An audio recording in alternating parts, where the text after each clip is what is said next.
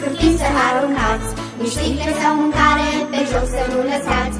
Să nu călcați în iarna, nu rupeți florile, căci în natura verde ne sunt comorile, căci în natura verde ne sunt comorile. Mama natura așa ne-a învățat cum să trăim mai bine, mai curat. Prin frumusețea ei ne-a îndemnat să o cântăm copii.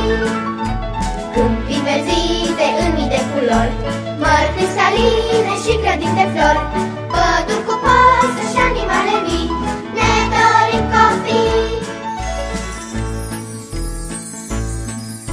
Un coșul pentru sticle, pentru hârtii și plastic, dacă le-ați respecta, ar fi ceva fantastic. Dacă se reciclează în lumea noastră totul, salvăm pădurăceale și acesta ne e scopul. Salvăm pădurăceale și acesta ne e scopul.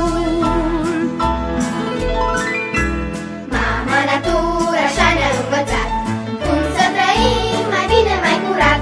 Prin frumusețea ei ne-a îndemnat să o cântăm copii. Câmpii înverzite în mii de culori, mări cristaline și grădini de flori, păduri cu păsări și animale vii, ne dorim copii. Opriți eroziunea, un copacel ne învață că atunci când îl plantăm să din o nouă viață.